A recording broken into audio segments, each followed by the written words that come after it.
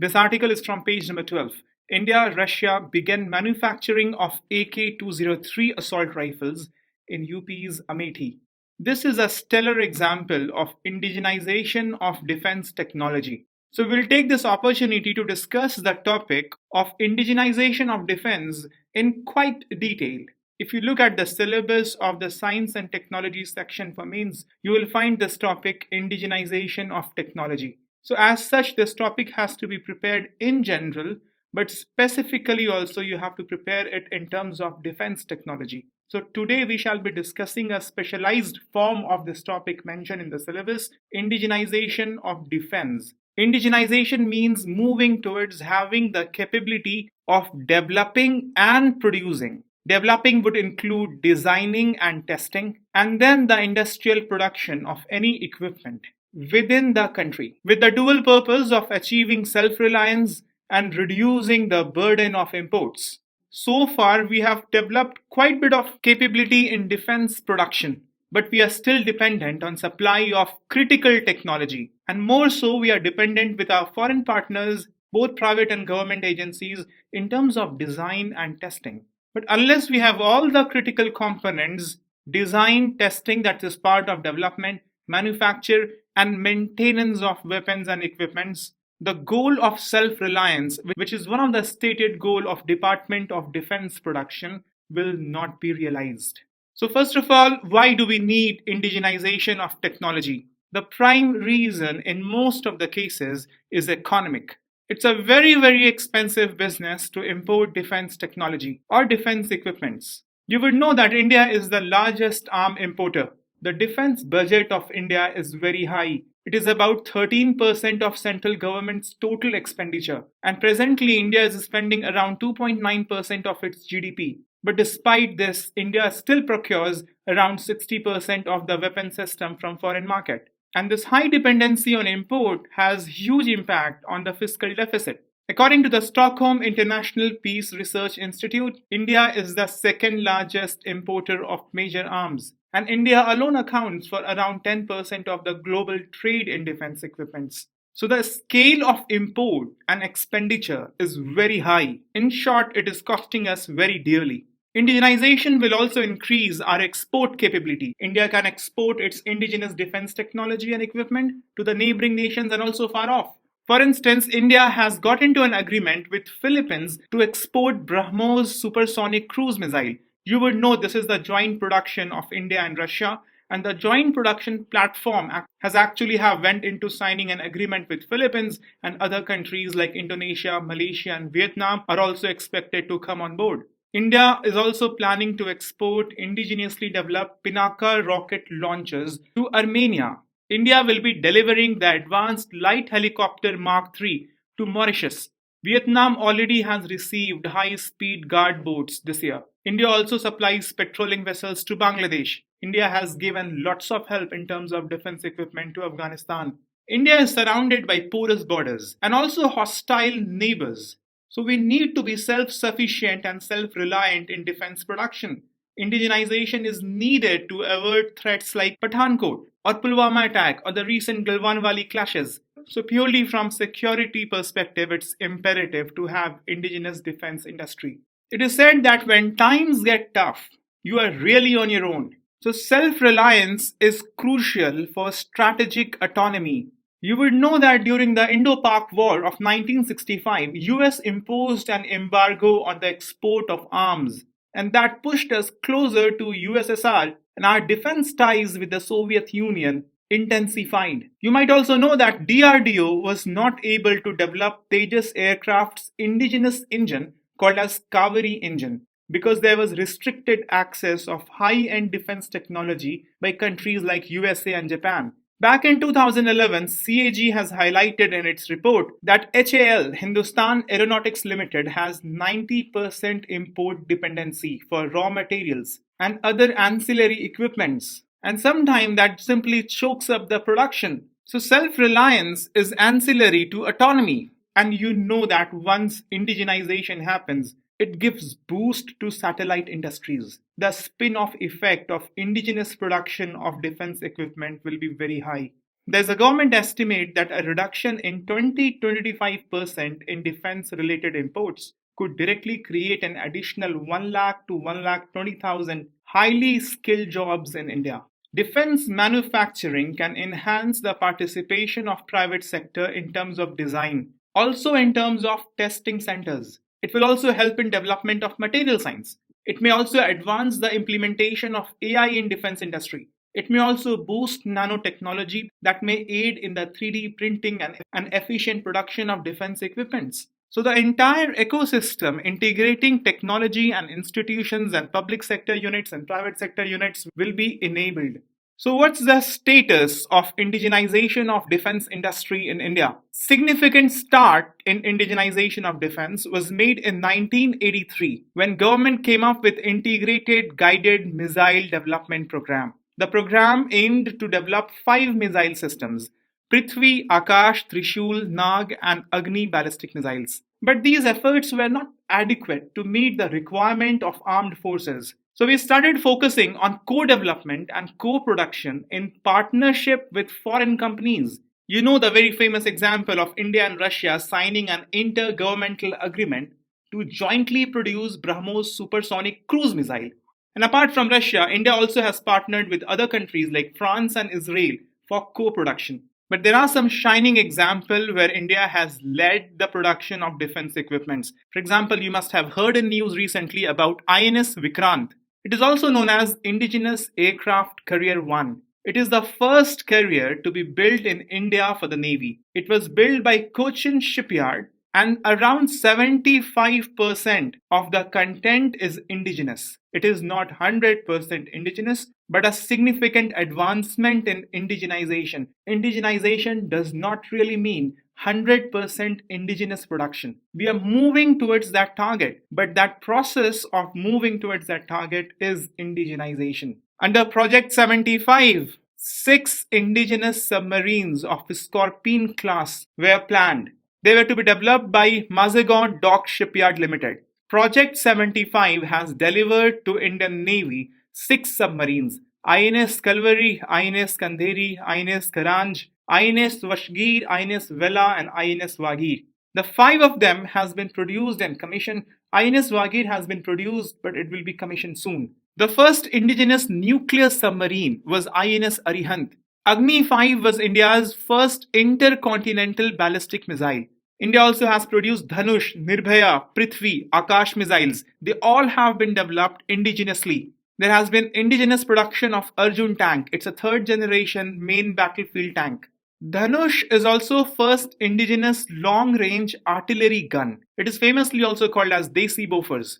Pinaka multi-barrel rocket launcher also has been developed indigenously. And you know about BrahMos. It was a joint venture of India and Russia. And almost around equal contribution coming from both countries, but India's contribution being slightly more, 50.5%, and Russia's contribution 49.5%. And you please in the comment section tell me the reason for this. Recently, a report of Swedish think tank Stockholm International Peace Research Institute has revealed that 3 Indian companies, HAL, Hindustan Aeronautics Limited, Ordnance Factory Board, and Bharat Electronics Limited, they were among top 100 defense companies in 2020 rankings. Their aggregated arms sales stood at $6.5 billion. So not bad, not bad. Government of India has given data recently regarding indigenization. The expenditure on defense procurement from foreign sources has reduced from 46% to 36%. And the value of production of public and private sector defense companies have increased from rupees around 79,000 crore to around 84,500 crore between 2019-20 to 2020-21. So you can see the progress that has happened in indigenization of defense technology. However, if you have to look at it in absolute sense, progress has been good, but if you want to judge where do we stand today, in 1990, Self-Reliance Review Committee under Dr. APJ Abdul Kalam formulated a 10-year self-reliance plan, under which the Self-Reliance Index, which is the ratio of total indigenous content in total procurement expenditure, that was to increase from 30% in 1992-93 to 70% by 2005. But this hasn't happened yet. But we are getting close. We are getting close. We have got to around 60%. So the thing is that we have done a lot, but we need to do more. So let's see what step government has taken so far and what more it needs to do. Previously, as well, while analyzing various issues, I have given you a framework that the first thing that the government must do regarding any problem, it must have a clear cut policy. It must have guidelines in the policy. It should set targets in the policy. It should have vision, mission, goals in the policy. Using that policy, it must have some legislations, some regulations. And to implement those regulations or legislative provisions, you must have good, robust institutions in place. You must have infrastructure that will enable the functioning of those institutions. You must have some administrative mechanism. You must come up with some schemes to incentivize various stakeholders. And you must use technology in the process of solving the problem. So on the policy front, government has taken various measures. For instance, on the recommendation of the Dhirendra Singh Committee, Defence Procurement Procedure 2016 added an additional category by India IDDM, indigenously designed, developed and manufactured. It was declared as the most preferred way of defence acquisition. It was also declared that preference will be given to Buy India, Buy and Make category of acquisition over Buy Global category. And all these will give preference to Indian industry in procurement, hence helping the cause of indigenization of defense equipments and technology. The offset policy also has been reformed to attract more investment and transfer of technology for defense manufacturing.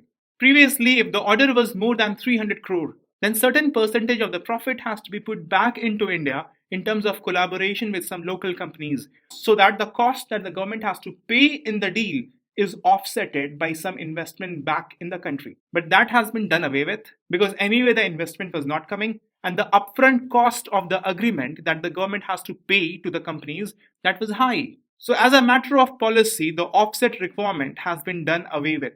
Government also has come up with positive indigenization lists. The positive indigenization list means the equipments or services listed on that list would be barred from import beyond the timelines indicated against them. And there are different timelines for different equipments. So it's a kind of preparedness for the defense industry in India to prepare for indigenous production and do away with their dependency on imports. Government of India has come up with outsourcing and vendor development guidelines. It is to encourage the private sector, particularly the SMEs, for defense manufacturing. You must have been updated already that the government has increased the foreign direct investment limit, allowing 74% FDI under automatic route and 100% through the approval of the government, meaning the government route, in the defense sector. That's about policy and regulations. Once you have that in place, you must have institutions. The Ordnance Factory Board has been restructured to make it more competitive and efficient. It has been restructured into 7 new defense companies, and they have been given an action plan by the Ministry of Defense. The new companies have been corporatized, giving them freedom but also accountability. To ensure better coordination and smooth and fast functioning, government has created Chief of Defense Staff post. Once you have institutions, you have to empower the institutions with finances.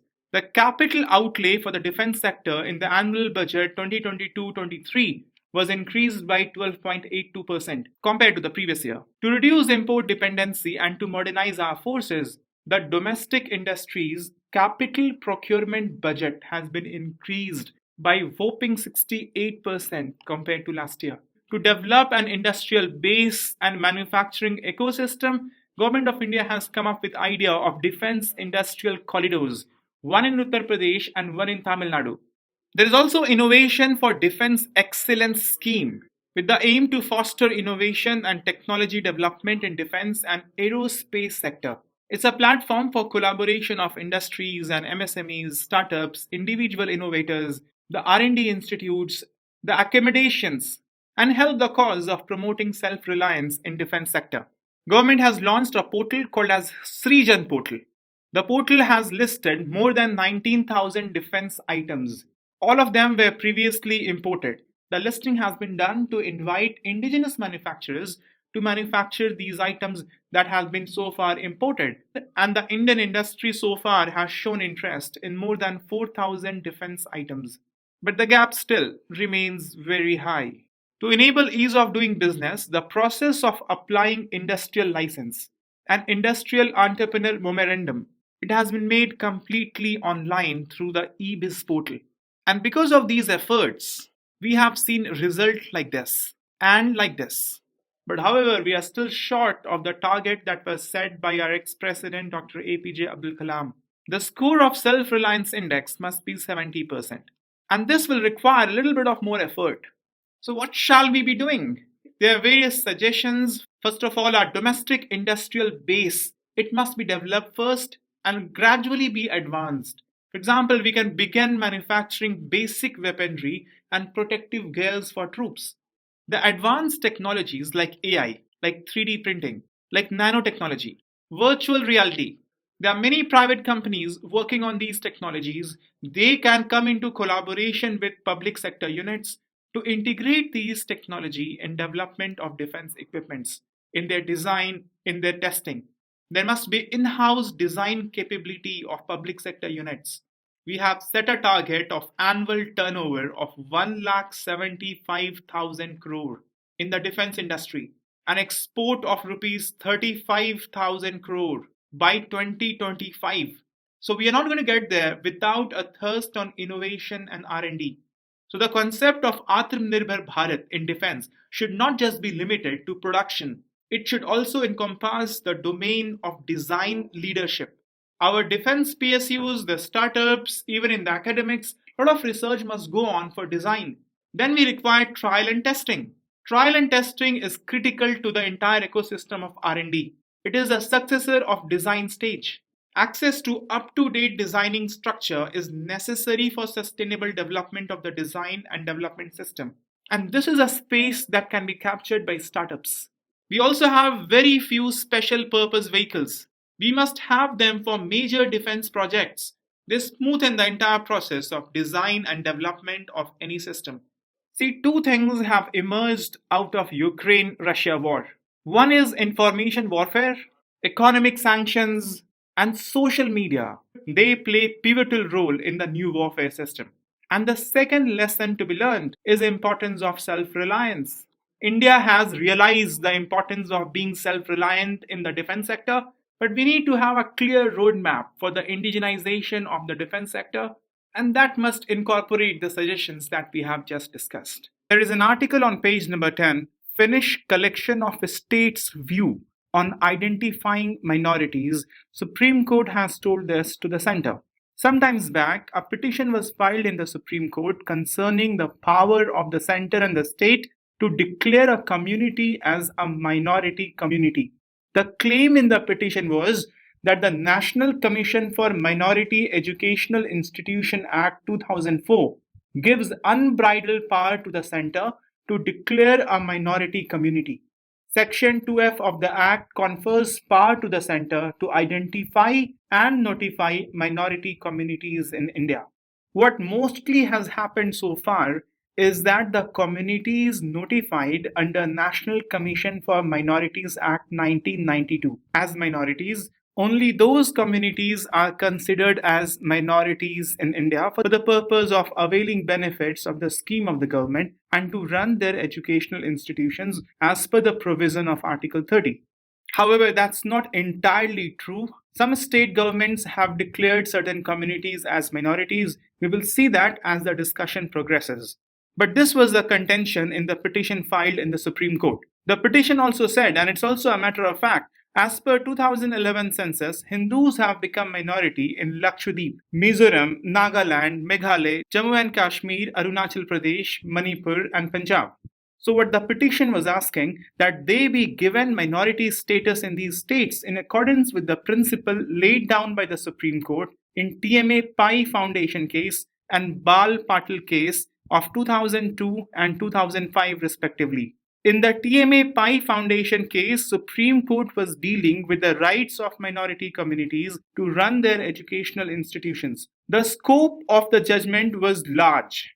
However, as one of the concluding remark of the judgment, Supreme Court observed A minority, whether linguistic or religious, is determinable only by reference to the demography of the state and not by taking into consideration the population of the country as a whole. So, minorities must be declared state wise, and you might also know that this is the case for scheduled tribe declaration as well. The same principle was reinforced by the Supreme Court in Bal Patil case in 2005. Now, the petition has contended that this judgment that came in 2002, and again this principle that was reinforced in the Bal Patil case in 2005, does not override the notification that the central government brought in 1993 after enactment of National Commission for Minorities Act 1992. So, a list of minorities notified by the central government that is taken as a reference for considering minorities all over India. So that should not be the case because Supreme Court has given a principle to identify minorities as state-wise. Things must have naturally changed and different state government must have declared their own minorities, but that never happened, except for few exceptions. So the Supreme Court asked the central government of their opinion. The central government asked the states for their opinion. 24 states have given mixed response. Certain states have given no response. Perhaps the states are not very clear whether the central government should be doing the job of declaring minority or they must take up the task. Reason could be political, reason could be otherwise as well. But since the petition was filed back in March, Supreme Court is not getting clarity of the opinion of the states and the center. That's why the Supreme Court has said that finished collection of a state's view on identifying minorities. And states not giving any view, it will be considered that they don't have a view on the subject. And accordingly, the Supreme Court will give its final ruling. So from the exam perspective, let's begin studying the basics. See, the distribution of the legislative and executive power between the center and the state is enumerated in Article 246.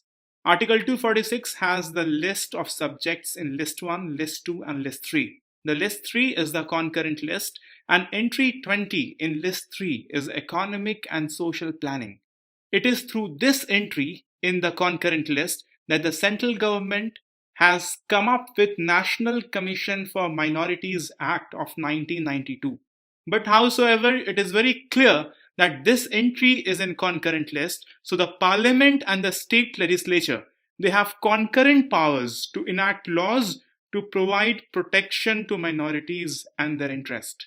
So under the executive competence of National Commission for Minorities Act of 1992, the central government has notified 6 communities as minorities in India: Muslims, Christians, Sikhs, Buddhists, Parsis, and Jains. However, religious and linguistic minorities have also been declared by state government. For example, Maharashtra has notified Jews as minority community. Karnataka has notified Urdu, Telugu, Tamil, Malayalam, Marathi, Tulu, Lamvadi, Hindi, Konkani, and Gujarati as minority languages. So to the clarification sought by Supreme Court, the center has opined that laying down guidelines for identification of minority at state level may be considered by the state government. For the purpose of your prelims examination, you must be aware that the term minority is not defined in the Constitution. But the Constitution mentions minorities twice. You will find the mention of the term minority in Article 29 and Article 30. Constitution recognizes religious and linguistic minority. Even the National Commission for Minority Act, which empowers the central government to declare some communities as minorities, does not define minority. In a sense, it defines it, but it doesn't give a proper definition. It defines a minority as a community notified as such by the central government. There's a definition of minority coming from United Nations. UN's definition of minority is any group or community which is socially, politically, and economically non-dominant and inferior in population. You must be aware that state reorganization in India has been done on linguistic lines. So linguistic minorities have to be necessarily defined on the unit of a state. And the Constitution mentions linguistic and religious minorities in the same breath. Using this, Supreme Court has declared that linguistic and religious minorities are covered by the expression minority under Article 30 of the Constitution. And since reorganization of states in India has been done on linguistic lines, therefore, for the purpose of determining the minority, the unit will be state. and not the whole of India. The basis is that religious and linguistic minorities have been put on par in Article 30. Article 30 talks about religious and linguistic minorities in the same breath. So both minorities are considered to be on a par, and states are made on linguistic lines. So linguistic minorities must be necessarily defined on the unit of a state. And by extension, since both minorities are at par under Article 30, both must be considered state-wise. All in all, religious and linguistic minorities must be considered state-wise. This is the declaration of the Supreme Court. But you already know that the center has declared 6 minorities, and then there are questions. Muslims declared minorities were in majority in the erstwhile state of Jammu and Kashmir. Christians are in majority in many of the states in the northeast. Sikhs are in majority in the state of Punjab. And in these states, Hindus, Parsis, Bahamis, they are in minority. But since they have not been declared minorities, so they cannot be running their educational and cultural institutions on the lines of minorities under Article 30. And hence the petition. Although this stand of Supreme Court is very clear that they have to be defined state-wise. But the summation of the center is using its power under Article 246 through entry 20 of concurrent list. Central government has come up with National Commission for Minorities Act 1992. And using Section 2C of the Act, 6 minority communities have been declared. Things as it stands today, this has not been declared unconstitutional by the Supreme Court.